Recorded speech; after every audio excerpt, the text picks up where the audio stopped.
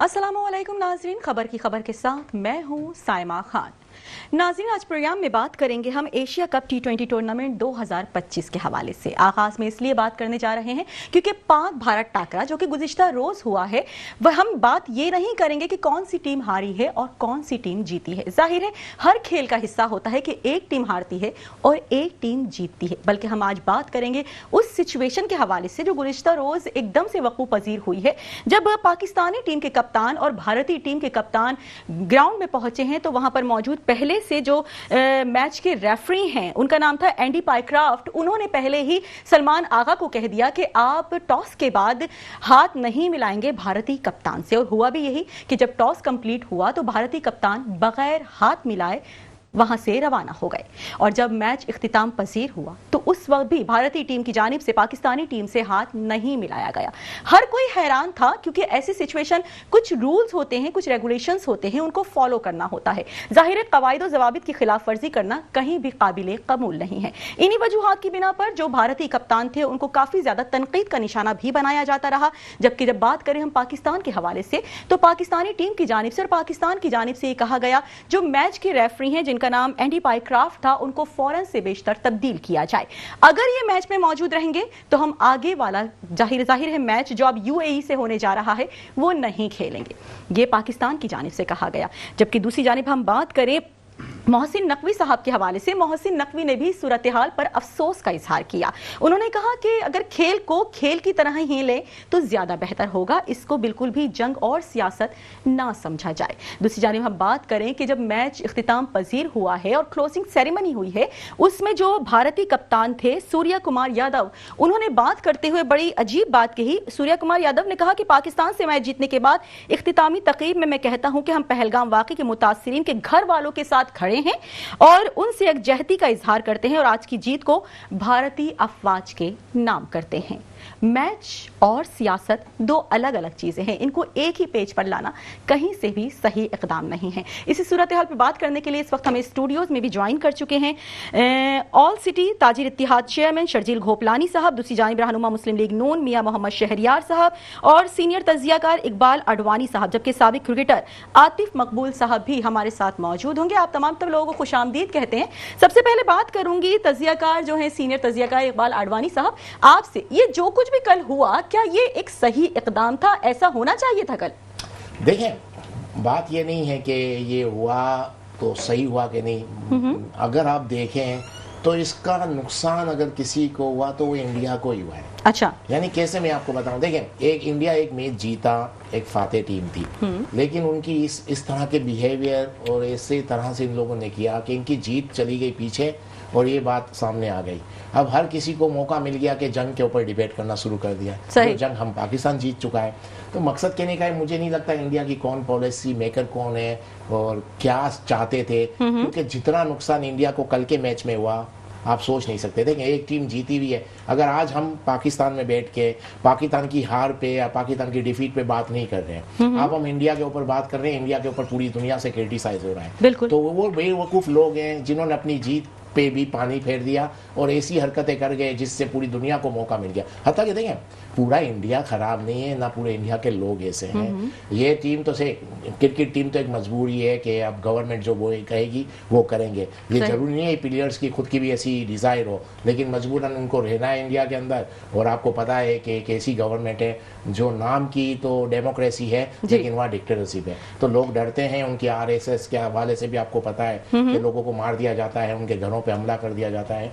तो उन्होंने वो एक ऐसी पॉलिसी अपनाई है जिससे इंडिया की कल की जीत पे पानी फिर गया और इंडिया की पूरी दुनिया में मैच खराब हुआ है। मैं समझूंगा बेवकूफ़ी है इनकी और उस बेवकूफ़ी की कीमत इनकी इंडिया की क्रिकेट टीम अदा कर रही है। ठीक है, बढ़ते हैं रहनुमा मुस्लिम लीग नून मियां मोहम्मद शहरियार साहब, आपकी जानिब। मियां मोहम्मद शहरियार साहब, क्या कहेंगे आप? सियासत और खेल को दो अलग अलग जगहों पे रखने चाहिए, लेकिन कल के ग्राउंड में जिस तरीके का वाकया हुआ, जाहिर है भारतीय टीम को ही तनकीद का निशाना बनाया जाता रहा। क्या कहेंगे आप? इसमें हम ये कह सकते हैं कि भारत ने तौर पर इखलाकी पस्ती का मुजाहरा किया। सही।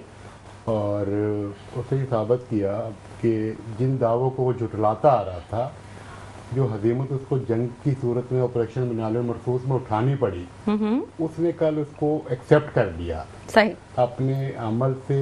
और उसके बाद मैच जीतने के बाद भी जो उनका अमल था वो इसी चीज़ की अक्कासी करता है कि अभी तक उनके जो जख्म हैं वो ताज़ा हैं। ठीक। तो आप समझे कि एक हारे हुए मुल्क को जश्न मनाना सूट ही नहीं करता, तो वो शादी मर्ग का शिकार हो गए। तो बजाय इसके कि वो लोग एक स्पोर्ट्समैन स्पिरिट का मुजाहरा करते जी एक अच्छे तरीके से, क्योंकि उस वक्त दुनिया उनको देख रही है। सही। और जो खिलाड़ी है ये अपने मुल्क का एम्बेसडर होता है, ये तमाम हदूदों का यूज से आज़ाद होता है। सही। लेकिन अनफॉर्चुनेट के इंडिया की इंडियन बोर्ड की जो पॉलिसी है उसका शिकार जो है वो उसकी अपने खिलाड़ी हो गए। तो हम समझते हैं कि ये बदकिस्मती है खेल की, सही। क्रिकेट की बदकिस्मती। क्रिकेट जो जेंटलमैन गेम है, इंडिया ने शायद उसको भी जेंटलमैन तो नहीं कह सकते हम। ठीक है, ठीक है। शर्जील घोपलानी साहब, जाहिर है आप भी एक गहरी नजर, क्योंकि मैच से हर किसी को इंटरेस्ट होता है, हर कोई बड़े शौक से, और जब पाक भारत टाकरा होता है तो ना सिर्फ पाकिस्तानी और भारतीय अवाम बल्कि दुनिया भर की नजरें तवज्जो मरकूज होती है। वो देखना चाहते हैं कि आया खेल क्या होने जा रहा है। हम हार और जीत की बिल्कुल बात नहीं करते हैं, लेकिन गुज़िश्ता रोज होने वाला वाकया किस हद तक सही लगता है आपको? देखें, सही की बात नहीं है। एक चीज़ समझनी चाहिए कि इंडिया का जो फलसफा है या इंडिया का जो किसी चीज़ को फॉलो करते हैं वो चाणक्य की पॉलिसी है। और चाणक्य की पॉलिसी क्या है? चाणक्य की पॉलिसी हमेशा धोखाधड़ी, झूठ और फरेब। अगर आप देखेंगे तो उनकी जो फिल्में हैं उसमें आपको चीज़ें नज़र आती हैं कुछ, और वो खुद कुछ हैं। तो ये चीज़ें जो चीज़ है वो आपके सामने जो जाहिर हुई, हम तो पिछले कई दहाइयों से देख रहे हैं कि झूठ और फरेब जो है वो इंडिया का हमेशा वतीरा रहा है। और कल भी जो आपने स्पोर्ट्समैन स्पिरिट नहीं देखी तो ये हमारे लिए कोई नई बात नहीं थी। ये चीज़ अब दुनिया के सामने आती जा रही है। और चाणक्य के जो फिर अगर आप चाणक्य को पढ़ेंगे तो आपको नज़र आएगा कि उसमें स्पोर्ट्समैन स्पिरिट के नाम की कोई चीज़ उसमें मौजूद ही नहीं है। इतनी बड़ी हार के बाद, इतनी बड़ी जिल्लत के बाद जिस तरीका इनका रवैया है तो वो अभी हजीमत का शिकार है। और वो कहते हैं खसियानी बिल्ली खंबा नोचे जी। तो वही मामला है। अल्लाह ताला ने पाकिस्तान को इज्जत देनी है और इंशाल्लाह पाकिस्तान की इज्जत कायम दायम रहेगी। इंशाल्लाह पाकिस्तान की इज्जत कायम दायम रहेगी। एक बार फिर बढ़ते हैं इकबाल अडवाणी साहब आपकी जानिब। इकबाल अडवाणी साहब, आपको नहीं लगता कि भारत के पास जाहिर है एशिया कप की मेजबानी भी मौजूद है, लेकिन जाहिर है उनकी टीम इतनी स्ट्रांग है, क्रिकेट बोर्ड उनका इतना स्ट्रांग है, उसका कहीं ना कहीं कितना असर और रसूख कायम है कि उन्होंने जब जाहिर है मैच रेफरी को एक बात कही तो मैच रेफरी ने बजाते खुद अपना पर्सनल ओपिनियन देने की बजाय कि वो नहीं देना चाहिए था, वो नहीं मना करते, आगे ये चीज बढ़ानी चाहिए थी कि ये गलत इकदाम है, उन्होंने फौरन से बेशतर उस पर अमल दरामद करवाया। मैं यही कह रहा हूँ, कल इनकी जो पॉलिसी थी ये सबसे ज्यादा नुकसान इन्हीं को हुआ है। ये एक्सपोज हो गए, यानी एक्सपोज हो गए, अपने आप को एक्सपोज कर दिया इंडियन गवर्नमेंट ने। देखिए, मैं प्लेयर्स से तो इतनी कंप्लेन नहीं करूंगा, ना बाकी उनके लोगों से। बाकी देखें बात आप, मैं तो पाकिस्तान से बाहर रहता हूँ, मेरे काफी इंडियन दोस्त भी हैं। सही पॉलिसी से कोई इत्तेफाक नहीं करता, स्पोर्ट्समैन स्पिरिट्स हर कोई करने के लिए तैयार है, लेकिन जहाँ गवर्नमेंट का प्रेशर आ जाता है तो प्लेयर्स मजबूर हो जाते हैं। आप क्या समझते हैं कल के मैच के अंदर जितने प्लेयर्स थे वो क्या दिल से ये चीज समझते हैं? उनको नहीं पता उनको कितना नुकसान हुआ, उनकी क्रेडिबिलिटी दुनिया में डैमेज हो गई, पूरी दुनिया के सामने वो एक्सपोज हो रहे हैं। हत्ता कि इनका इतना कोई कसूर नहीं है, इनके प्रेशर इतना था। अब गवर्नमेंट जबरदस्ती वो काम करवा रही है क्रिकेट बोर्ड से और प्लेयर से जो वो नहीं करना चाहते, आम आवाम भी नहीं चाहती। एक आम आदमी क्या चाहता है? इंडिया पाकिस्तान के मैच हो, हम देखें, पाकिस्तान जीते, इंडिया जीते, ओके, नो प्रॉब्लम। लेकिन कल का जो वाकया हुआ उन्होंने पूरा डाइवर्ट कर दिया जंग की तरफ। जंग की डिस्कशन होती ही नहीं। अगर पाकिस्तान और इंडिया के मैच पे बात होता, जो आपने कहा रेफरी के हवाले से, वो अगर ये चीज नहीं करता तो ये चीजें बहुत ही नहीं, सिर्फ मैच के ऊपर बात होती। तो कल के मैच की वजह से, कल के मैच में जो बिहेवियर था उसकी वजह से अगर सही मानों में किसी को नुकसान पहुंचा है वो इंडिया को पहुंचा है। और ये काफी अरसे तक ये चीजें याद रखी जाएंगी, काफी अरसे तक ये चीजें याद रखी जाएंगी। ठीक है, इस वक्त हमें टेलीफोन कॉल पर ज्वाइन कर चुके हैं साबिक क्रिकेटर आतिफ मकबूल साहब। खुशामदीद कहते हैं आपको मेट्रो 1 न्यूज में आतिफ मकबूल साहब। सर, बात हो रही है गुज़िश्ता रोज होने वाले पाक भारत टाकरे के हवाले से। हमने काफी गुफ्तगू की इसके ऊपर। जाहिर है हर किसी की इस वक्त जबान सदेआम है ये बात कि ये नहीं होना चाहिए था, गलत इकदाम है भारत की जानिब से, सियासत को और खेल को अलग अलग रखना चाहिए था, लेकिन जाहिर है हुआ है। और मैच रेफरी के हवाले से इंडिविजुअली अगर हम बात करें तो उनका किरदार कैसा देख रहे हैं आप? कैसे हैं आप सब? गेस्ट को भी मेरी तरफ से बहुत बहुत सलाम। देखें, अभी जिन्होंने लास्ट बात की है बिल्कुल अच्छी बात की है और बिल्कुल सही बात की है, क्योंकि उनके गवर्नमेंट इशू है जिसकी वजह से है। गवर्नमेंट जो वो करवाना चाह रही है वो प्लेयर्स वो कर रहे हैं। अब तक के प्लेयरों में ये चीजें नहीं होती हैं, क्योंकि क्रिकेट गेम आपको पता है एक जेंटलमैन गेम है जिसको पूरी दुनिया में ऑल ओवर वर्ल्ड लाइक किया जाता है। और जिस तरह का कल जो सानिया हुआ है वो वही बात है कि सबसे मेन चीज है, देखें कि उनकी गवर्नमेंट ये चीज करवा रही है और मैं इस पे यही कहूंगा, सिंपल सी बात है, वो सबको नजर आ रहा है, पूरी दुनिया को नजर आ रहा है, मुझे नहीं, आपको नहीं, सब हर बंदे ने यही बात बोली है कि उनकी गवर्नमेंट का इशू है, जो वो करवा रहे हैं वो ये हो रहा है। दूसरी रही बात, देखें हमें इस चीज को सोचना चाहिए, जो क्रिकेट हमने खेली है, अगर ये क्रिकेट हम इस तरह से खेलेंगे तो फिर ये चीजें होंगी कि जो उन्होंने हमारे साथ रवैया किया, हम क्रिकेट भी ग्राउंड में बैठ खेले ना। असल चीज तो क्रिकेट का इशू है जिसकी वजह से बात हो रही है। अब उनकी सोच ऐसी है कि वो लोग इस चीज को जंग पे लेके जा रहे हैं, या उनकी सोच आज से नहीं है, शुरू से ही है, तो आपको पता ही है। तो हमें क्रिकेट पे फोकस करना चाहिए, हमारी क्रिकेट कहाँ जा रही है। हम क्रिकेट जो खेलने का जो हमारा सिनेरियो चल रहा है वो बहुत खराब चल रहा है इस टाइम। हम लोग जिस किस्म की लड़कों की परफॉर्मेंसेज हैं तो उस पर हमें ज्यादा बात करनी चाहिए, हमें उस चीज पे ज्यादा सोचना चाहिए। तो मेरा तो यही कहना है कि क्रिकेट जो हमने कल खेली है वो बहुत बुरी खेली है। इस तरह की क्रिकेट मैं हमसे बाहर है, क्योंकि हमारे जितने से सारे सीनियर प्लेयर्स हैं, जितने भी 90s के प्लेयर्स अगर क्रिकेट के उठा लें, उन सबने भी यही बात की है कि जो क्रिकेट खेल रहे हैं ये वो क्रिकेट, मॉडर्न क्रिकेट क्या लेकर आए हैं आप? मॉडर्न क्रिकेट में ये है कि साइम अयूब को आपने बॉलर बना दिया, शाहीन को बैट्समैन बना दिया। जब शाहीन नीचे आके 30-35 रन कर सकता है तो हमारी बैटिंग लाइन क्या कर रही थी? आपकी 9वें नंबर तक की बैटिंग खेल रही है, क्या टीम का क्राइटेरिया है? कप्तान मैं समझता हूं कि जिसकी 4 दिन हुई है क्रिकेट को, उसको 20 मैच भी नहीं है, आपने उसको कप्तान बना दिया है। सर बात यह है कि अगर एक्सपीरियंस कप्तान नहीं होगा, हम लोग जो इवेंट्स पर जो जीते हैं 92 का भी और 2007 का भी, उसमें आप देखें हमारे एक्सपीरियंस जो कैप्टन थे, क्योंकि कैप्टन फ्रॉम लीडिंग फ्रंट होता है, क्रिकेट की एक हिस्ट्री है। तो हम लोग जो क्रिकेट खेल रहे हैं वो बहुत बुरी खेली है, हमें इस चीज को एक्सेप्ट करना चाहिए। बिल्कुल बुरी खेली है, इसमें कोई दो राय नहीं है आतिफ मकबूल साहब, लेकिन आपको नहीं लगता कि ये हार कहीं ना कहीं पाकिस्तानी आवाम के दिल से इसलिए निकल गई क्योंकि जो भारतीय जो क्रिकेटर्स थे उनका बिहेवियर बहुत खराब था, जो हुआ है एकदम वो नहीं होना चाहिए था? जी बिल्कुल, देखें वही बात आती है कि गवर्नमेंट जो जैसा करवा रही है उनसे, वो क्रिकेटर वो भी हैं, उनको भी पता है और हमसे बेस्ट क्रिकेटर हैं। तो आतिफ मकबूल साहब, जो रेफरी को बदलने की बात हो रही है कि रेफरी को चेंज कर दिया जाए, एंडी पाइक्राफ्ट को, और अगर ये वापस होते हैं खेल में मौजूद, तो पाकिस्तान आगे का नेक्स्ट मैच जो यूएई से होने जा रहा है वो नहीं खेलेगा। आपको लगता है कि पाकिस्तान ये स्टेप ले सकता है? सही मोहसिन नकवी भाई ने जो है डिसीजन लिया है कि ये होना चाहिए। आप इनको मैच रेफरी को एक्सेप्टेबल नहीं है, क्योंकि जो इन्होंने हरकत कर दी इसकी वजह से पूरी दुनिया पे इमेज बहुत बैठ गया है क्रिकेट के हवाले से। आईसीसी को भी ये चीज सोचनी चाहिए कि देखें ये चीजें अगर इस तरह के मैच रेफरी होंगे ग्राउंड में तो फिर ऑलमोस्ट आपको पता है फिर ये सिनेरियो तो क्रिएट होते ही है। तो क्रिकेट को एक जेंटलमैन गेम है, उसको क्लीन नीट एंड क्लीन रखा जाए। ये मोहसिन साहब बिल्कुल सही है, यहाँ राइट है, हम पूरी आवाम उनके साथ है, कौम उनके साथ है, ये होना चाहिए। अगर वो ऐसा नहीं करते हैं, बाइकाट नहीं है, तो हमारा फिर बाइकाट है, फिर हम ये टूर्नामेंट नहीं खेलेंगे। ये बिल्कुल राइट डिसीजन है, मैं इनके साथ खड़ा हूँ इस जगह पर। लेकिन जो क्रिकेट हुई है वहाँ मेरा भी इख्तिलाफ है कि क्रिकेट बहुत बुरी हुई है, उसको बेहतर करना चाहिए। ठीक है, बढ़ते हैं एक बार फिर हम इकबाल अडवाणी साहब आपकी जानिब। इकबाल अडवाणी साहब, डायरेक्टर इंटरनेशनल क्रिकेट पीसीबी को ओहदे से हटाने की इत्तिलात मौसूल हुई है उस्मान वाहला साहब को, क्या कहते हैं, उनका किस हद तक अमल दखल इसमें सही था? क्योंकि यही कहा जा रहा था अगर ये फौरन से बेशतर इस पे स्टेप लेते, फौरन से बेशतर इन्फॉर्म कर दिया जाता तो ये सूरत हाल नहीं बनती। क्या लगता है आपको, सही इक़दाम है ये?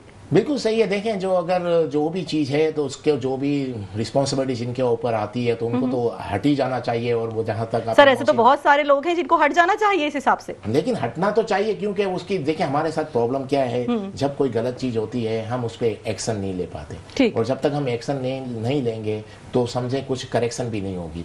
आप सब देखिए, यानी सिंपल सा मैं एक फार्मूला बता दूं, जब तक किसी को पनिश नहीं मिलेगी जो उस चीज़ का रिस्पॉन्सिबल है तो कभी मामले कभी हल नहीं होंगे। जो भी रिस्पॉन्सिबल हैं उनको सज़ा मिलनी चाहिए। अभी जैसे मोहसिन नकवी साहब के हवाले से आपने कहा, बिल्कुल यही करना चाहिए। जब तक हम फ्रंट पे आके फेस नहीं करेंगे और फ्रंट डिसीजन नहीं लेंगे तो हमारी प्रॉब्लम भी सॉल्व नहीं होगी। टूर्नामेंट होता है या नहीं होता, देखिए इज्जत से बढ़ के कुछ भी नहीं है। और ये डिसीजन भी अच्छा है कि अगर ये रेफरी रहेंगे तो हम छोड़ देंगे, गुड डिसीजन। इसी तरह से हमको डिसीजन लेना पड़ेगा और फ्रंट पे आके बात करनी पड़ेगी। इस तरह अगर हम बर्दाश्त करते जाएंगे तो हमारी एक इमेज खराब हो जाएगी। आई थिंक सही जा रहा है, और जो इसके रिस्पॉन्सिबल हैं उन सबको मिलनी चाहिए पनिश, अदरवाइज तो मसले कभी हल नहीं होंगे कल दोबारा, क्योंकि फिर उनको तो कोई टेंशन ही नहीं होगा, कोई खौफ ही नहीं होगा, उनको तो बोलेगा फर्क ही नहीं पड़ता। तो पाकिस्तान को कहीं ना कहीं तो स्टेप लेना पड़ेगा, पहले हमको एशिया कप छोड़ना भी पड़े। एशिया कप हमें छोड़ना भी पड़े, बिल्कुल बेहतरीन बात है कि होने वाला इकदाम कल का गलत है। पाकिस्तानी टीम ने बहुत बुरा खेला है, इसमें कोई दो राय नहीं है, जाहिर है बुरा खेला है, लेकिन जो भारत की जानिब से किया गया वो भी एक गलत इकदाम है जिसको बिल्कुल भी एक्सेप्ट नहीं किया जा सकता। जाहिर है अगर इस तरह की बातें की जाएं तो बहुत सारे ऐसे लोग हैं जिनको बरतरफ किया जाना चाहिए, लेकिन किस किस को बरतरफ करेंगे ये देखना भी बाकी है। ठीक है, हमने आज अभी प्रोग्राम के आगाज में क्रिकेट का इशू इसलिए हाईलाइट किया क्योंकि ये जबान ज़दे आम बात है कि ये बहुत गलत इकदाम हुआ है। इसी हवाले से हमने आतिफ मकबूल साहब को लिया था। बहुत शुक्रिया आतिफ मकबूल साहब मेट्रो वन न्यूज से बात करने के लिए। अब हम बात कर लेते हैं कुछ प्रोग्राम में सैलाब की तबाहकारियों के हवाले से। पाकिस्तान भर में जिस तरीके से सैलाब बारिशों की तबाहकारियां जारी हैं, पंजाब से लेकर केपीके तक मुकम्मल तौर पर तबाह हो चुका है। ताजी बिरादरी की अगर हम बात करें तो बहुत ज्यादा तबाही फैली हुई है। जाहिर है वो हड़ताल भी स्ट्राइक भी कर रहे हैं, सरापाए एहतिजाज बने हुए हैं। इस वक्त एक बहुत बड़ा स्पेल सिंध में भी दाखिल हो रहा है और इससे कबल भी जो स्पेल आया था उसने बहुत ज्यादा तबाही मचाई है। मेयर कराची मुर्तजा वहाब साहब ने गुज़िश्ता स्पेल पे भी कहा था कि ये जाहिर है जब ये स्पेल आएगा तो अवाम को सब्र और तहम्मुल का मुजाहिरा करना चाहिए, घरों से बाहर ना निकलें, जाहिर है ऑफिस से बाहर ना निकलें, 2-2.5 घंटे थोड़ा सा आराम करें उसके बाद। लेकिन देखने में यही आया कि इतना टाइम गुजरने के बाद भी इस वक्त भी बारिश का पानी बहुत सी जगहों पर मौजूद है। बात कर लेते हैं हम, जाहिर है ताजिरों के हवाले से बात हो रही है तो शर्जील घोपलानी साहब आपसे बात करना चाहेंगे। जाहिर है बहुत नुकसान हुआ है, इसमें कोई दो राय नहीं है और सैलाबी सूरत हाल बहुत ज्यादा खराब रही है। पूरे पाकिस्तान की बात करें वहां तो है और सिंध में भी यही सूरत हाल है, क्या कहेंगे इस पर आप? देखिए, हुकूमती इकदाम जो होने चाहिए थे वो नहीं हुए। ठीक है, पहली दफ़ा सैलाब नहीं आया पाकिस्तान में। सैलाब की तबाहकारियाँ चंद दहाइयों से जारी हैं और हमने अब तक कोई भी ऐसे इकदाम नहीं किए कि सैलाब को रोका जाए। सैलाब को रोकने के देखिए सबसे बड़ा मसला हमारा जो है वो एनवायरनमेंट का है। जब तक जंगलात हमारे कायम नहीं होंगे दोबारा सही तरीके से, जब तक हम सैलाब का पानी नहीं रुक सकेगा। जो ये बुनीर तक पत्थरों का जो सैलाब आया है उसकी सबसे बड़ी वजूहात क्या है? अब ये बोल रहे हैं अजाब है, ये हमारी नाअहली है। अगर आप देखें तो गिलगित बल्तिस्तान में जो ग्लेशियर मेल्ट हो रहे हैं उसकी भी वजह जो है वो आपके पास जो है दर्जा हरारत का बढ़ना है और उसकी सबसे बड़ी वजह जंगलात का को जिस तरीके से बेदर्दी से काटा जा रहा है और कोई शख्स इस चीज़ की रिस्पॉन्सिबिलिटी लेने को तैयार है। कोई बिलियन ट्री प्रोग्राम लेकर आता है, कोई इन्वायरमेंट का प्रोग्राम लेकर आता है, लेकिन मुल्क के साथ सबके सब जो हैं वो इस वक्त जो सही मानों में डिलीवर करना चाहिए वो डिलीवर नहीं कर पा रहे। ये सैलाब भी बहुत बड़ा सैलाब है। सबसे बड़ा मसला किसानों की ज़मीनें गई, फसलें गई। अब अनाज का जो मामला आना है अगले 6 माह के अंदर, ये बहुत गंभीर सूरत हाल है। चावल इस वक्त तकरीबन आपका 50% क्रॉप जो है चावल की वो उड़ चुकी है। गंदम आपका अलग डिस्टर्ब हुआ है, मकई आपकी अलग डिस्टर्ब हुई है, सब्जियाँ आपकी अलग डिस्टर्ब हुई हैं। ये तमाम चीज़ें आगे जाके परेशानियाँ हमारे लिए क्रिएट करेंगी। हुकूमत को जो इकदाम अभी भी करने चाहिए वो नहीं कर रही, जिसमें सबसे मेन चीज़ ये है कि आपके अनाज की एक्सपोर्ट को रोकना पड़ेगा। अगर आपने अनाज की एक्सपोर्ट नहीं रोका तो अगले चंद माह के अंदर आपके पास मुझे अनाज का बहुत बड़ा बहरान भी खड़ा होगा। सिंध गवर्नमेंट भी अभी तक कोई हमें पॉलिसी नज़र नहीं आ रही जो सिंध गवर्नमेंट ने क्या तैयारियाँ की। एक चीज़ ये कि ना घर से बाहर नहीं निकले, बरसाती से बाहर नहीं निकले, ये हल नहीं है। ये तो हमारी नाअहली निकले से ना। वो सर वो भी तो कहा था कि समंदर बहुत ऊंचाई पे होगा, पानी अपने अंदर नहीं लेगा तो बारिश का पानी जाहिर है घरों में ही जाएगा, क्योंकि नकासी आपका कोई बेहतरीन इंतजाम तो है नहीं। और स्पेशली हम बात कर रहे हैं शहर कायद की तो यहाँ पे नकासी का तो कोई बेहतरीन इंतजाम नहीं है। बड़ी बड़ी शाहराहें तो यहाँ पर बहुत जल्दी क्लियर हो जाती हैं, लेकिन नशीबी इलाके जो होते हैं वो सबसे ज्यादा खराब सूरत हाल में रहते हैं और इस वक्त भी है। 6-7 रोज गुजरने के बावजूद भी इस तरह की सूरत हाल है। मियां शहर यार साहब आपकी जानिब बढ़ते हैं। सर जाहिर है आपका ताल्लुक नून लीग से है और नो डाउट पंजाब में सबसे ज्यादा इस बार तबाही आई है, अनएक्सपेक्टेड तबाही है। मतलब ऐसा सैलाब, ऐसा जलजला हमने कभी नहीं देखा। लोगों के घर बाढ़, जाहिर मकानात सब कुछ तबाह बर्बाद हो गए। क्या कहेंगे, क्या इकदाम किए गए हैं पंजाब में आप लोगों की जानिब से? पंजाब में ये है कि अगर आप देखें तो जो सीएम पंजाब हैं वो आपको नजर आएंगे हर जगह जहाँ पर भी सैलाबी सूरत हाल है। लेकिन मतलब ये है कि ये ग्लोबल वार्मिंग तो है लेकिन ये नेचर वार्मिंग भी है। सही। आपने नवाही इलाका से जो दरखेज इलाके थे वहाँ से सब दरख्त वगैरह सब आपने कटवा दिए, वहाँ हाउसिंग सोसाइटीज बन गई है, पानी की जो गुजरगाहें हैं वो बंद हो चुकी हैं। सही। तो नेचर वार्मिंग है तो नेचर का एक इंतजाम भी इसको कह सकते हैं कि हर शय अपनी असल की तरफ पलट कर आती है। तो पानी की गुजरगाहें जब आप वहाँ सोसाइटीज और रेजिडेंशियल आबादियाँ बनेंगी तो पानी कहाँ जाएगा? सही। तो मेरा ख्याल में असल चीज़ तो ये है कि इंफ्रास्ट्रक्चर को जो है ये इसको रिवैम्प करने की जरूरत है। वजह इसकी कि हम लोग ब्लेम गेमिंग करें, हम एडमिनिस्ट्रेशन को वो दें। अब मेन मकसद जो है कि पानी की गुजरगाह जो है उनको बहाल किया जाए। ठीक है। बाकी एडमिनिस्ट्रेशन पॉइंट ऑफ व्यू से आप देखें तो पंजाब गवर्नमेंट जो है उसमें काफ़ी एक्टिव है। उसमें चीफ मिनिस्टर साहब आपको हर जगह नज़र आएंगी, इंतज़ामी अहदेदारान के साथ, मशीनरी के साथ। आप देखें तो वहाँ पर जितनी बारिशें हुई हैं, कराची शायद उसका 10% भी नहीं सह सकता, क्योंकि कराची सिटी जो है ये बारिश के लिए ट्यून हुआ ही नहीं। सही। इसमें सीवरेज का निज़ाम ना होने के बराबर है। केवल ये कि 2000 जो सिटी नाज़िम के मुस्तफ़ा कमाल साहब के दौर में रोड्स में वाला कुछ हुआ, ब्रिजेज बने, फ्लाईओवर, अंडरपास, लेकिन जो बेसिक इंफ्रास्ट्रक्चर है सीवरेज, उस पर काम नहीं हुआ और ना हो रहा है और ना आगे के नज़र आ रहा है। ठीक है सर, आपने सिंध के हवाले से बात की। इकबाल अडवाणी साहब, आपकी जानिब बढ़ते हैं। एक चाइनीज कहावत बहुत मशहूर है कि एक जो अजदहा होता है 100 साल बाद भी अपने अंडे सेकने के लिए लाजमी आता है दरिया पर। जो ये पत्थरों की बरसात हुई है ना, वो उसके अंडे हैं और वो सैलाब आ चुका है अपने अंडे सेकने के लिए। ठीक है ना, कहा यह जा रहा है कि जो ये दरिया है वो रास्ते घरों में नहीं आया, बल्कि घर जो है वो दरिया के रास्ते में आ गए थे, इसलिए उसने अपना रास्ता खुद बना लिया। क्या कहेंगे आप? इतनी तबाही आई, इतनी बर्बादी आई, लेकिन जो ये गैर कानूनी तजावुजात होते हैं इसको हटाया फिर भी नहीं जाता है। लोग तामीर करते नजर आते हैं। जो तबाही सबसे ज्यादा इन्हीं वजूहात की बिना पर हुई है क्योंकि वहां पर तजावुजात बेइंतहा थी। क्या कहेंगे इस पर? देखिए, सैलाब के हवाले से आप बात कर रही हैं, तो हमारे यहाँ ये कब से आ रहा है? 20 साल तकरीबन होने को है। सही। आप ये बताएं मुझे, 20 साल में तकरीबन इन सब लोगों की गवर्नमेंट रही है, किसने काम किया होता तो आज ये हाल होता?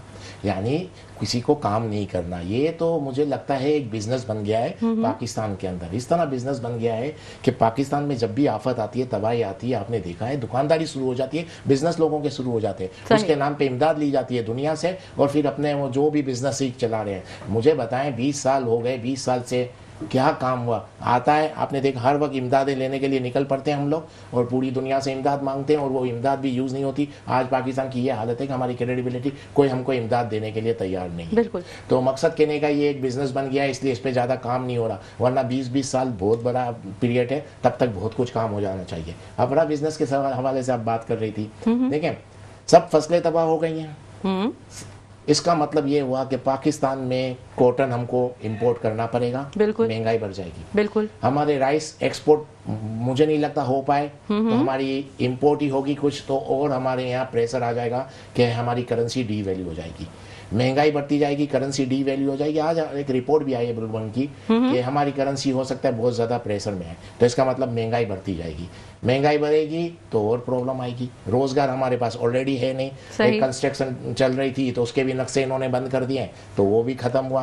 काम किसी को करने नहीं दे रहे, बिजनेस किसी को करने नहीं दे रहे। सबसे बड़ी बात कर रहे हैं, ऑयल निकल आया हमारे यहाँ गैस निकल आया, हमारी स्टॉक एक्सचेंज आसमान पे चली गई। आम आदमी को इससे क्या फायदा पहुंच रहा है? ठीक है। इन गैस से, इस ऑयल से क्या फायदा पहुंच रहा है? हमारे यहाँ लाइट नहीं है, हमारे यहाँ गैस नहीं है, गैस निकल रही है, किसके लिए निकल रही है पता नहीं, किस कंपनी से सौदा हो रहा है, उसमें पाकिस्तान को क्या मिलेगा पता नहीं। अगर पाकिस्तान को मिलेगा तो निचली सतह पे आएगा कि नहीं पता नहीं। यानी कि करप्शन का लेवल इतना है। और सबसे बड़ी बात, एक और खूबसूरत बात, हमारी बॉर्डर पे लड़ाई चालू है, रोज हमारे सिपाही मर रहे हैं, KPK में सिपाही मर रहे हैं रोज। लॉ एंड ऑर्डर ऐसा है, कौन आएगा इन्वेस्टमेंट करने? बलूचिस्तान में हमारे लोग मर रहे हैं, हमारे सिपाही मर रहे हैं, और माशाल्लाह हमारे प्राइम मिनिस्टर मिडल ईस्ट को आजाद कराने निकले हैं, वहां गए आजाद करने के लिए। अपने मुल्क के हालात तो देखें, अपने मुल्क पे तवज्जो देनी चाहिए, अपने मुल्क पर तवज्जो देनी चाहिए। ठीक है, इस पर भी बात करेंगे, लेकिन यहाँ वक्त हुआ एक शॉर्ट ब्रेक का, हमारे साथ रहिएगा।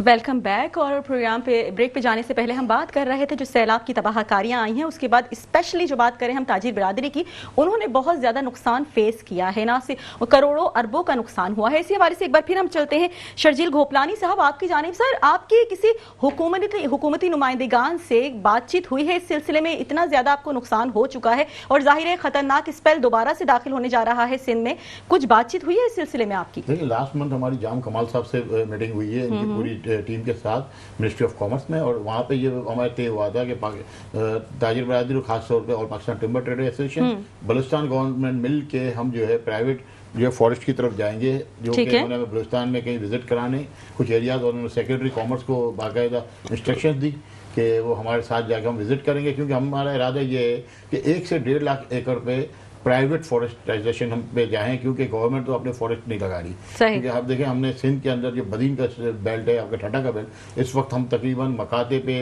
और अपनी ज़मीनें लेके 25,000 एकड़ पे अब तक हम अपना फॉरेस्ट लगा चुके हैं। इसी तरीके से केपी में एक हमारे प्राइवेट इंडस्ट्री है जो कि टिम्बर से रिलेटेड है, उन्होंने भी तकरीबन 50,000 एकड़ के करीब अब तक जो है अपना फॉरेस्ट लगा चुके हैं। बेसिकली ये नीड है उन इंडस्ट्रीज़ के लिए, लेकिन इससे कम से कम आपके एनवायरनमेंट को भी कुछ ना कुछ सपोर्ट मिलेगी। ठीक तो है। हमारा कहना यह है बारहा दफ़ा कि आप फॉरेस्ट डिपार्टमेंट के साथ टिम्बर ट्रेड एसोसिएशन को इन्वॉल्व रखें, ताकि टिम्बर माफिया के खिलाफ जो भी चीज़ें हों हम जो है आपको सपोर्ट कर सकें, क्योंकि हुकूमती मशीनरी आपको पता है करप्शन का शिकार है, और इसी करप्शन की वजह से जिस तरीके से बेतरीक आपके फॉरेस्ट कटें और फिर काटने के बाद उनकी जड़ें तक जला दी जाती हैं ताकि बिल्कुल। एविडेंस खत्म हो जाए। Evidence। इसी सिलसिले में हमारी राणा तनवीर साहब से भी 2 दिन पहले मुलाकात हुई है, लेकिन मुझे अफसोस के साथ कहना पड़ रहा है कि डिपार्टमेंट ऑफ प्लांट प्रोटेक्शन जो कि ministry of food and security के अंदर आता है, वो इस वक्त टिम्बर की इंपोर्ट के ऊपर हडल्स डाल रहा है। ठीक अगर है। टिम्बर हम इंपोर्ट नहीं करेंगे तो हमारी लोकल जरूरत की वजह से हमें फॉरेस्ट काटने पड़ेंगे, और ये 2003 के बाद जो प्रेशर बनता जा रहा है गवर्नमेंट की पॉलिसी की वजह से, इस वजह से फॉरेस्ट पे दबाव बहुत है।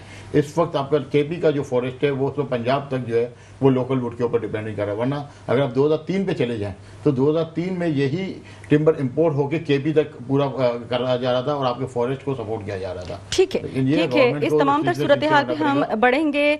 मियां मोहम्मद शहरियार साहब, आपकी जानिब टिम्बर माफिया बहुत ज्यादा एक्टिव नजर आती है, कितने भी इकदाम कर लिए जाएं लेकिन उसको हम किसी तरीके से खत्म नहीं कर पाते हैं। जाहिर है शहबाज शरीफ साहब काफी अच्छे स्टेप्स ले रहे हैं, पंजाब में बहुत अच्छा काम हो रहा है, टिम्बर माफिया के खिलाफ क्या कार्रवाई की जा रही है आपकी जानिब से? देखिए, माफिया कोई भी हो, आप समझे कि इनकी जो करप्शन है पेपरलेस करप्शन होती है। जिस तरह वाइट कॉलर जॉब्स होते हैं इस तरह वाइट कॉलर क्राइम में माफिया का शुमार होता है, और इस पर कोई शक नहीं माफिया पे हाथ डाले जा रहे हैं। और प्राइम मिनिस्टर साहब की तो बड़ी सख्त हिदायत है, स्पेशली टिम्बर माफिया के हवाले से। टिम्बर माफिया के अलावा जो भी ऐसा माफिया, स्मगलिंग माफिया, स्मगलर्स के खिलाफ भी आप देखें कार्रवाई हो रही है, और अब इसमें इन्होंने मजीद अभी ऑर्डर दिए भी हैं। तो अभी आपको पता है कि इस वक्त वो आलमी इस्लाम की नुमाइंदगी कर रहे हैं, सही। तो वहाँ पर भी काफ़ी उनकी मसरूफियात हैं, ख़ासतौर पे गजा के हवाले से। तो मैं समझता हूँ कि वहाँ से वापसी के बाद उनका जो नेक्स्ट स्टेप है वो इसी हवाले से है, जिस तरह जो भगवान साहब बताया कि टिम्बर माफिया जी, और इन्होंने इसको हाईलाइट भी किया काफ़ी। और तनवीर साहब के साथ आपकी मुलाकात भी हुई है, तो यकीनन वो आगे इसको इशू को बढ़ाएंगे। ठीक है, और उम्मीद कोई करते हैं बिल्कुल नतीजा खेज होगा इंशाल्लाह। सही सही नतीजा खेज होगा। नतीजा उम्मीद खेज करते हैं कि इस इशू को हाईलाइट किया जा हाईलाइट सके। किया जाए। बढ़ते हैं इकबाल अडवाणी साहब, आपकी जानिब सर क्या कहेंगे? जाहिर है करप्शन उरूज पर है, टिम्बर माफिया की बात कर रहे हैं, टिम्बर माफिया दरख्तों की कटाई छटाई कभी खत्म नहीं होती, और इन्वायरमेंटल तौर पर देखा जाए तो ज्यादातर 99% हाथी, सैलाब की तबाहकारियां और ये सब जो हो रहा है इसी वजूहात की बिना पर है क्योंकि यहाँ पे दरख्त नहीं है। क्या कहेंगे आप इस पर? देखें, आप जिनसे बात कर रही हैं, जिनसे आप रिक्वेस्ट कर रहे हैं या जिनसे आप एक्सपेक्ट कर रहे हैं कि ये इनके खिलाफ एक्शन जी। लेंगे, वो इनके खिलाफ एक्शन कहाँ से लेंगे? पार्लियामेंट में या तो वो खुद बैठे हुए हैं, माफिया के टिम्बर माफिया के लोग बैठे हुए होंगे, या फिर उनके लोग बैठे हैं, या जो बैठे हुए हैं उनके ये डोनर सही। हैं। अपने डोनर के खिलाफ कौन एक्शन लेगा? अच्छा। ये इतने पावरफुल हैं कि हमारी जो गवर्नमेंटें आती हैं और जाती हैं उनमें इनका बहुत हाथ होता है। ये हर पर इनकी एक खूबसूरती क्या है कि जो हम पाकिस्तान के अंदर दो तीन पार्टियां रूल करती हैं, 2 या 3 पार्टियां हमेशा देखिए, ये हर पार्टी के डोनर होते हैं, तो इनके खिलाफ कौन हाथ डालेगा? तो सही। ये आप भूल जाएं, भले कितनी भी कॉन्फ्रेंस हो जाए, कितनी भी मीटिंग हो जाए, बलोचिस्तान में हो जाए, आप देख लेना यही होगा, यही होगा। सर वो तो आपसे सवाल कर रहे हैं, कुछ भी नहीं होगा। क्या कहेंगे आप? आपको 1 महीने के अंदर आ जाएगा, आपको हाँ। एक महीने में रिजल्ट आ जाएगा। अभी सही। तक किसके खिलाफ एक्शन हुआ है? सर हुआ है किसी के किसके खिलाफ खिलाफ एक्शन? एक्शन हुआ है? आप बताइए। लोगों ने खुलेआम लोगों को सामने गोलियां मारी है, कत्ल हुए हैं, गवाह हैं, वो बंदे छूट जाते हैं। कितने आपको पाकिस्तान में मिल जाएंगे? क्या है कि वो लोग होते हैं, इनके पीछे वो लोग होते हैं। नहीं, आप देख लेना, आप 1 महीने बाद पता चल जाएगा टिम्बर माफिया के खिलाफ क्या एक्शन हुआ। कुछ नहीं होगा सर चलो ठीक है सर, निशानदेही कर लेते हैं फॉर एग्जाम्पल, तो क्या एक्शन होगा उनके आप, खिलाफ? मैं इसका भी जवाब देता हूँ। देखिए, निशानदेही भी करने के लोग तैयार हैं, आप तहफुज दे सकते हैं।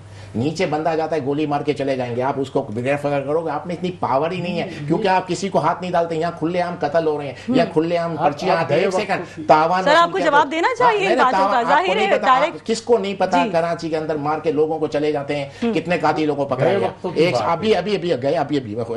अभी आपने देखा है डकैतियां पड़ती हैं, सीसी कैमरे में लोगों के फुटेज आ जाती हैं, कितनों को गिरफ्तार किया जाता है। तो कौन फ्रंट पे आगे कहेगा? हर किसी की फैमिली होती है पीछे, लोग डरते हैं कि भाई मैं कुछ बोलूंगा मेरी फैमिली डिस्टर्ब होगी। जब तक आप लोगों को तहफुज नहीं दोगे, जब तक लोगों के दिमाग में आप ये नहीं डालोगे कि हाँ भाई गवर्नमेंट आपके साथ खड़ी है, आप सच बोले, हम आपको सपोर्ट करेंगे, तो कोई सच बोलने नहीं आएगा। आपने देखा है कितने लोगों के सामने सरेआम रोडों पे मर्डर होता है, गवाही देने कोई नहीं आता। इसलिए नहीं आता कि नहीं आने के लिए तैयार हैं, पीछे फैमिली होती है, डर लगता है गवर्नमेंट कोई सपोर्ट नहीं करेगी, हम गवाही देकर आएंगे, घर नहीं पहुंच पाएंगे। जब तक आप लॉ एंड ऑर्डर अपना सही नहीं करोगे, और जो मुजरिम है, जो आप लोगों की फुटेज आ जाती है डकैती मारते हुए, वो लोग बाहर घूम रहे होते हैं, कौन आके एफआईआर कटवाएगा? कौन आके एफआईआर कटवाएगा? कोई नहीं कटवाएगा। हम एक बिल्कुल ही एक अलग मोड में जा रहे हैं, हम दोबारा उसी तरफ आते हैं जहां से हमने स्टार्ट किया था प्रोग्राम का। बढ़ते हैं एक बार फिर शर्जील घोपलानी साहब आपकी जानिब। सर, जाहिर है सैलाब के बाद, जलजलों के बाद, बारिशों के बाद जो ये बहुत ज्यादा महंगाई का एक तूफान आया है, आपने भी इसको जाहिर है हाईलाइट किया होगा, मुख्तलिफ प्लेटफॉर्म से ये चीजें हाईलाइट होती रही हैं।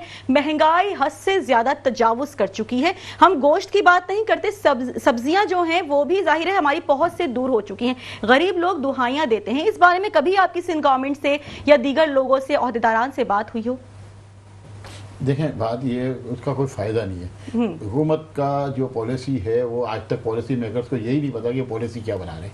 अच्छा। कानून आपका गैजेट बन जाता है, गैजेट छप जाता है, उसमें ये नहीं पता होता कि कौन सी क्लॉज किस जगह पे काम आएगी और क्या होगा। इसकी सबसे बड़ी वजह देखें, महंगाई अगर बढ़ी है तो किसी तरह आमदनी बढ़नी चाहिए। यहाँ आमदनी तो लोगों की खत्म होती जा रही है। बिल्कुल। आज आप अगर बात कर रहे हैं कि हुकूमत सिंध ने या हुकूमत पाकिस्तान ने 40 से 45 हज़ार रुपये बेसिक सैलरी रखी है, मुझे आप बता दें कि किसी पियोन को, किसी भी बेचारे जो आम वर्कर है, मेरी अपनी जगह पे भी, मैं गारंटी से बोलता हूँ, मैं 40-45 हज़ार रुपये सैलरी देना अफोर्ड ही नहीं कर सकता। मैं अंदाजे कोई भी कहीं भी उन बेचारों के जो है आमदनी का जरिया ऐसा नहीं है कि वो किसी तरीके से सर 40-45 तो आप बहुत ज्यादा कह रहे हैं। यहाँ तो बेचारे 25 देते हुए लोग बहुत घबराते हैं शायद।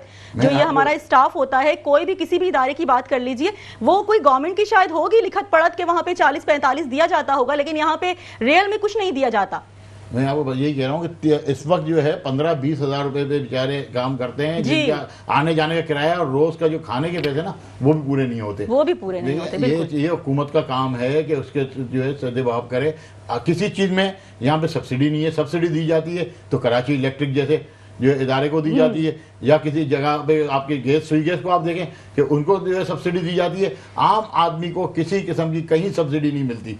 जहाँ बेनजीर इनकम सपोर्ट प्रोग्राम के जरिए, वो भी करप्शन का एक बहुत बड़ा जरिया, भिखारी माफिया बनाने का जरिया, उन चीज़ों को प्रमोट किया जाता है। कहीं इंडस्ट्री को प्रमोट नहीं किया जाता। हर इंडस्ट्री के ऊपर इस तरीके से इन्होंने महकमे डाल दिए हैं। 17-18 किस्म के महकमे आते हैं, उनको डिस्टर्ब करते हैं। अगला सोचता है मैं अपनी इज्जत बचाऊं और इंडस्ट्री बंद करूं। ये मुल्क वो है जहां पे किसी भी किस्म का कारोबारी आदमी को ना सपोर्ट की जाती है, ना प्रोटोकॉल दिया जाता है, ना फेवर दी जाती है। मियां मोहम्मद शहरियार साहब, आपकी जानिब बढ़ेंगे, क्या वजूहात है इंडस्ट्री को प्रमोट नहीं किया जाता है?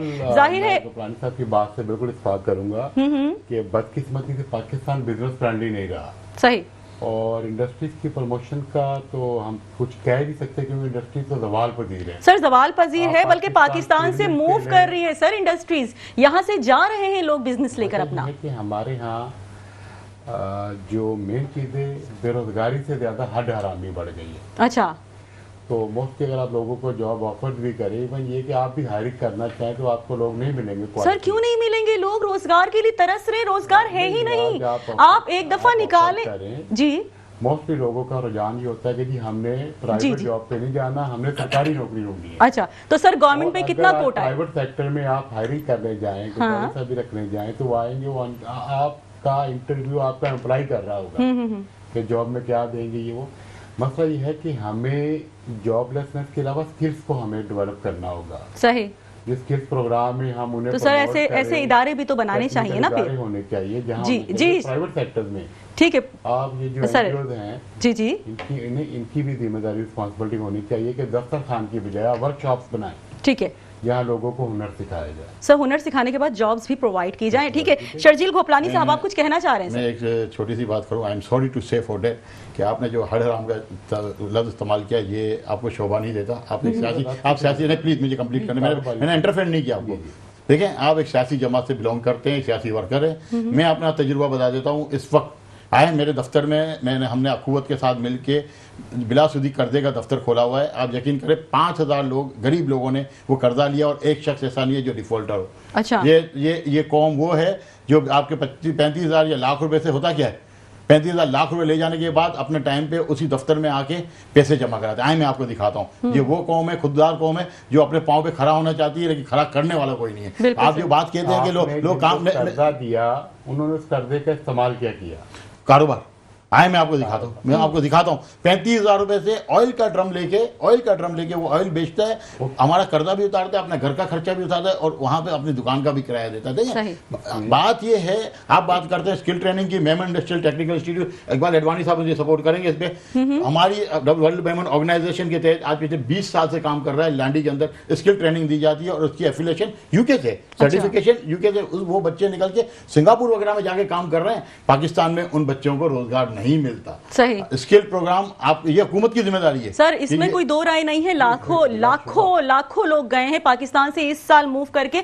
एक रिपोर्ट आई है उसके मुताबिक, और बहुत पढ़े लिखे एजुकेटेड जो यहाँ पर बेचारे डिग्रियां लेकर फिर रहे हैं, लेकिन उनको जॉब्स नहीं मिल रही हैं। पाकिस्तान में इंडस्ट्री आपकी दीवार पे दी है। सर ठीक है, इंडस्ट्री यहाँ पे ब्रेक का मुझे कहा जा रहा है, इसी पे हम बात करेंगे, लेकिन एक शॉर्ट ब्रेक के बाद। हमारे साथ रहिएगा।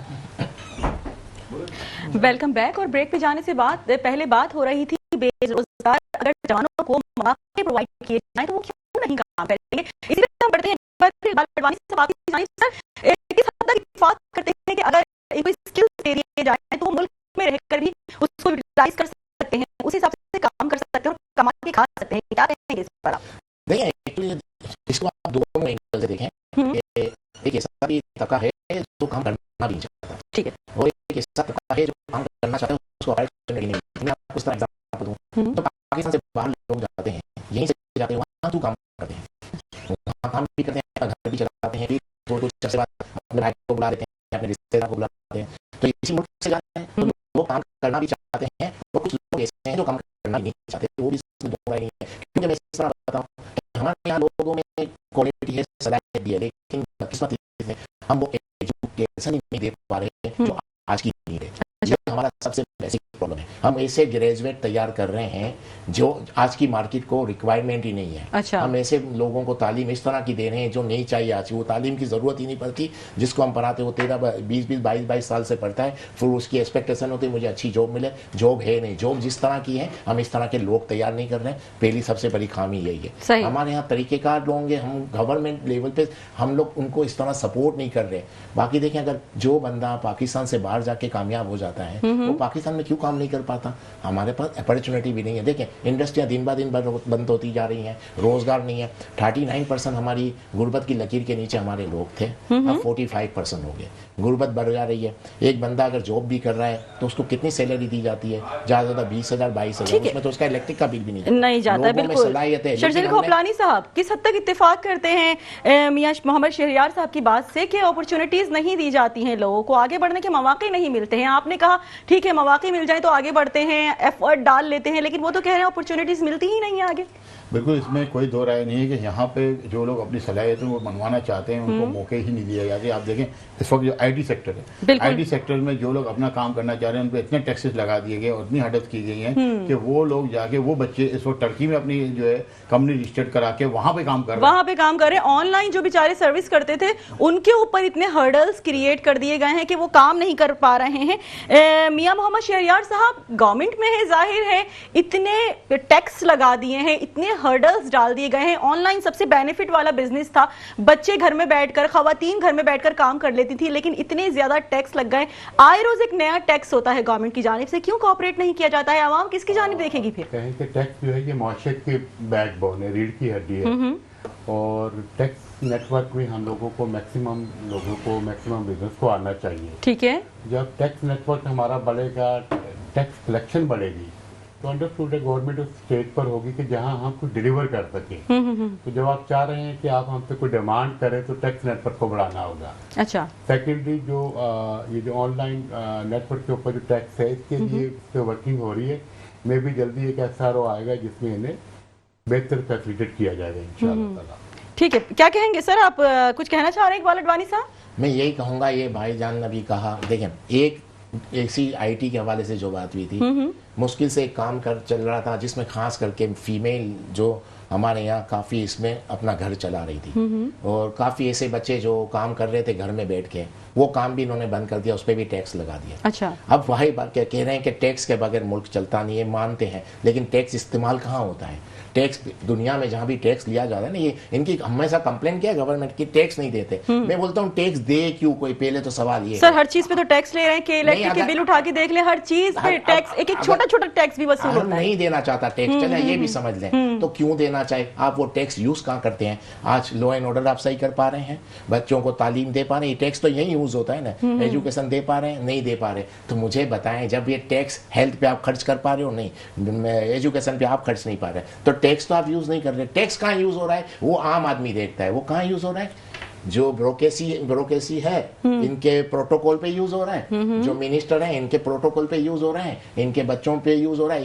एक इनके बच्चों को छोड़ने के लिए मोबाइल जा रही है, इनके बच्चों को लेने के लिए मोबाइल जा रही है। सर इस बात तरह सही से- है कि बिल्कुल टैक्स जो है वो यूटिलाइज सही तरीके से हो जाए तो आवाम बाखुशी टैक्स दे, लेकिन उसके अलावा भी सर एक सवाल ये है कि कई इलेक्ट्रिक, जी जी जी कहिए सर। आपने देखा होगा, सुना होगा कि पूरी दुनिया के अंदर कराची सबसे ज्यादा वेलफेयर करता है, बिल्कुल, सबसे ज्यादा बिल्कुल, ज़कात सबसे निकलती है। बड़ा हब है। मुझे आप बताएं, जिस सिटी से दुनिया में इतना फलाई काम किया जा रहा है, इतनी ज़कात दी जा रही है, वो टैक्स क्यों नहीं दे रहे? वो टैक्स देने से लिए क्यों कतराते हैं? उनको पता है ये टैक्स सही जगह यूज नहीं हो रहा, इस वजह से, वरना तैयार है देने के लिए। नहीं हम ठीक है। तो ये कहते नहीं कि कराची टैक्स नहीं दे रहा, अच्छा हम कह रहे हैं सब टैक्स दे रहे हैं। सर, हमें utilize टैक्स कहाँ हो रहा नेटवर्क है? में मजीद इनके वसी प्रोटोकॉल और पे। इसकी गुंजाइश है, अच्छा, इसको मजीद बेहतर किया जाए, सही। टैक्स कलेक्शन में इजाफा किया जाए, ठीक है। बजाय इसके कि बहुत सारे शोबा जिंदगी के हैं जो टैक्स नेटवर्क में नहीं है, उनको टैक्स नेटवर्क में आना चाहिए ताकि टैक्स कलेक्शन। सर हर कोई ये कहता है टैक्स नेटवर्क में आ जाइए, आ भी जाते हैं, बेनिफिट कहाँ मिल रहे हैं उस टैक्स? Benefit अगर आउट ऑफ कंट्री की आप बात करें ना सर, बहुत वो लोग प्रोवाइड करते हैं, फैसिलिटीज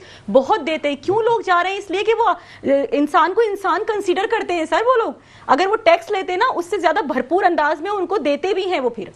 नहीं, हमारी गवर्नमेंट की भी यही है, काफी हद तक हम लोग हेल्थ और एजुकेशन पर काम कर रहे हैं। अच्छा, सही। बेसिक फंडामेंटल राइट्स में हम लोग हेल्थ और एजुकेशन को कर रहे हैं, और अब इसके अलावा आप जाके देखिए पंजाब, बलोचिस्तान, के सिंध के, इवन के कराची में भी एजुकेशन और हेल्थ पर काम शुरू हो चुका है। That's great. गवर्नमेंट भी इसमें काम कर रही है। सही, इसमें हम कोई दो राय नहीं रखेंगे, सियासी इख्तलाफात अपनी जगह, बिल्कुल लेकिन जहाँ पर डिलीवर हो रहा है वहाँ इसको एक्सेप्ट करें।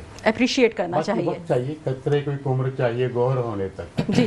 थोड़ा सा वक्त चाहिए। थोड़ा सा वक्त चाहिए सर, बिल्कुल आखिरी वक्त है। और आखिरी आपसे ही हम जानना चाहेंगे, जाहिर है आपका इस वक्त बहुत बड़ा इशू है कि बारिश और सैलाब के बाद जो सूरत हाल होगी वो इंतहाई बदतर है, तो आप ही को हम आखिरी मौका देते हैं इसलिए कि आप इस प्लेटफॉर्म के थ्रू अपना जो मैसेज भी देना चाह रहे हैं वो दइए। जी सर। देखें, कराची इलेक्ट्रिक के ऊपर इकबाल भाई बात करना चाह रहे थे, इसको छोड़ें। टैक्स की आप बात करें, 750 रुपए कचरा टैक्स लगाया है, अच्छा, 22 करोड़ रुपए। आज मेयर कराची बहुत बहुत नाला थे। उन्होंने मेरा नाम लेके, मुझे तो अफसोस है मेयर कराची के रवैये पे और उनकी जो क्या कहूँगा कि उनकी तरबियत पे भी ज़रा अफसोस है कि इनको मेरे और अतीक मीर के जो स्टेटमेंट के बाद आज उन्होंने नाम लेके ताजरों का जिस तरीके से उन्होंने हमें इज्जत अफजाई की है, तो इनकी तरबियत के ही मामला है, ये फुकदान काफी नाला नजर आ रहे थे मेयर बात कराची। ये है, 4 अरब रुपए आप साल का टैक्स लेते हो, आप हिसाब दे दो हमें। ठीक है, देखिए, आप ले रहे हो, 7.5 तो देने में मसला नहीं है। यही कराची के ताजिर आज भी 11,000 रुपए, 11,000 अरब रुपए आपकी गवर्नमेंट और फेडरल गवर्नमेंट को टैक्स दे रहे हैं। जी। यही कराची के ताजिर अरबों रुपए सिंध गवर्नमेंट को टैक्स दे रहे हैं। सही। यही कराची के ताजिर फलाही जो काम है दुनिया में माने जाते हैं, सैलानी का नेटवर्क पूरी दुनिया में माना जाता है, एडी का नेटवर्क पूरी दुनिया में माना जाता है। They are best in the Karachi. सही। ठीक है ना? आप भी कराची के मेयर हो, और आप उस वक्त जो मेयर हो वो worst city of the world के 4th नंबर के मेयर हो, जो कि कराची सिटी ऑफ जो है लाइट होता था, बिल्कुल सिटी ऑफ एशिया होता था, और वर्ल्ड में एक तरक्की याफ्ता शहर था। ठीक है। इसको आप लोगों ने मोहनजोदड़ो के खंदर में तब्दील कर दिया गया है। बारिश काबिलियत आपकी ये कि बारिश का पानी आप समंदर में फेंकने के लिए तैयार हो, हमारे घरों में पाइपलाइन के जरिए देने को तैयार तैयार नहीं हो। बहुत आप बढ़िया। माफिया के टैंकर माफिया के जरिए हमें पानी देने को तैयार हो, आप किसी तरीके से भी हमारी लाइनों पे जो है पानी देने को तैयार नहीं। आज हमारी माँ बहनें बच्चियां गैस सिलेंडर के धमाकों से शहीद हो रही हैं शहर में, आप पाइपलाइन के जरिए ये गैस देने को तैयार नहीं हो। ठीक आप है। बात करते हो हेल्थ और एजुकेशन की, आप किसी बच्चे को आप मुझे बता दो जो पीले कपड़े पहन के बच्चा स्कूल जाता था और अच्छा रिजल्ट लेके निकलता था, हमने देखा डॉक्टर नेप की पोस्ट तक पहुंचे वो। ठीक है। लेकिन आज वो बच्चा ऐसा नहीं है कि कोई गवर्नमेंट स्कूल से पढ़ के ये भी सोच सके कि उसको ABCD का तलफ्फुज भी सही तरीके से आता हो। इशू ये सब बहुत वर्ष हैं, बाद सिविल बिल्कुल। ऑफ एशिया का मेयर का ही काम, इश्यूज क्योंकि बहुत है ताजिर के- सर, एक प्रोग्राम इस पे बिल्कुल भी मतलब कहती हूँ बहुत नहीं है, कई प्रोग्राम्स करने होंगे जब जाके शायद हम सारे इश्यूज को हाईलाइट कर सके। आखिर में इकबाल अडवाणी साहब आपसे हम जानना चाहेंगे, मेयर कराची आज काफी नाला नजर आए, क्या कहेंगे आप इस पर? देखिए वो सबसे नाराज ही होते हैं, वो अपनी परफॉर्मेंस पे काम नहीं करते। अच्छा। बस प्रॉब्लम जब देखें एक चीज होती है, जब आप अपनी परफॉर्मेंस पे या जो आपके जिम्मे काम है जब आप उस पे काम नहीं करते तो फिर आप ऐसे इशू उठा लेते हैं कि आपकी बात पीछे हो जाए। जैसे भाईजान ने कहा कि वो हमसे डायरेक्ट हो गए, डायरेक्ट होने की वजह ये है कि अब ये इस पे डिबेट शुरू हो जाएगी कि इन्होंने यूं कहा, हमको ये, अब कुछ लोग अपना डिफेंड करेंगे, कुछ लोग ये अटैक करेंगे। अब बहस कहाँ चली जाएगी? इनके आपस की उस पे चली जाएगी। एक्चुअल बहस कहाँ होनी चाहिए कि भाई पानी आ गया, इसको पानी, कैसे निकालेंगे? गैस, बिजली, अब इन चीजों सैलाब पर। आ रहा है, इसको क्या करेंगे? Exactly. घर में गैस नहीं पहुंच पा रही, रोडों पे यानी तहफुज नहीं है, एक सड़क कंप्लीट नहीं है। पहले तो ये बातें होती थी ना कि हम गाड़ी नहीं निकल सकती, बाइक नहीं निकल सकती। कल मैंने एक मेडिकल कैंप लगाया था हमारा, आप यकीन करें उस मेडिकल कैंप के लिए मैं रास्ता था ना, गाड़ी तो नहीं जा सकती थी, पैदल जाने के लिए भी रास्ता नहीं था। पाँव रखते में सोचते थे यहाँ गड़ा निकले, यहाँ खड़ा निकलेगा कि यहाँ निकलेगा। ये हाल है कराची सिटी का। और किसके ऊपर क्लेम हो रहा है? ताजिरों के ऊपर के ताजिर टैक्स नहीं देते, ताजिर को ये देना चाहिए, ताजिर को ये देना चाहिए, सब ताजिर को देना चाहिए, देने के लिए तैयार है, लेकिन उनका बिजनेस होगा तो वो टैक्स देंगे ना। बिल्कुल, वो तो उनका- जा रहे हैं यहाँ पर, ठीक कोई काम करने के लिए तैयार नहीं। एक दूसरी चीज, हमारी ठीक है। गवर्नमेंट पूरी दुनिया में जा रही है इन्वेस्टर को मांगने के लिए। हमारे प्राइम मिनिस्टर जा रहे हैं, हमारे वजीर खारजा जा रहे हैं, हमारे फाइनेंस मिनिस्टर जा रहे हैं, इन्वेस्ट करो हमारे मुल्क में। ठीक और है। बदकिस्मती से जो हमारे लोकल इन्वेस्टर है या लोकल बिजनेसमैन है, उनको कुछ सहूलत देने के लिए तैयार नहीं है, वो बाहर जा रहे हैं। अपना बिजनेसमैन रुकता नहीं है, दूसरों से बाहर को कहते हैं हमारे इन्वेस्ट करो, कौन आएगा? तो कौन मुझे तो आएगा? समझ ही नहीं ठीक है पड़ती इनकी सर, policy। प्रोग्राम का वक्त खत्म हो गया है, वरना आपसे और भी तवील गुफ्तगू करते। बिल्कुल तानी दोनों हाथ से बचती है। अगर गवर्नमेंट चाहती है कि टैक्स दिया जाए, ताजी बिरादरी स्पेशली हाईलाइटेड है, इसलिए हम कह रहे हैं अगर दे रहे हैं तो लेना भी चाहते हैं। हमारे जवान यहाँ पे बेरोजगारी सह रहे हैं, ना पानी है, ना गैस है, ना बिजली है, बहुत ज्यादा परेशानियों का सामना करना पड़ रहा है। जाहिर है आवाम अपने जितने भी नुमाइंदगान हैं उनकी जानिब ही देखेगी। इसी के साथ मुझे यानी कि साइमा खान को इजाजत दीजिए। आप तमाम तर लोगों का आतिफ मकबूल साहब हमारे साथ टेलीफोन कॉल पर मौजूद थे, शर्जील घोपलानी साहब, मियां मोहम्मद शहजाद साहब और इकबाल अडवाणी साहब, आप तमाम तर लोगों को शुक्रिया अदा करते हैं जो आपने आके हमारे प्रोग्राम में वक्त दिया। इसी के साथ मुझे यानी कि साइमा खान को खबर की खबर से इजाजत दीजिए। अल्लाह निगहबान।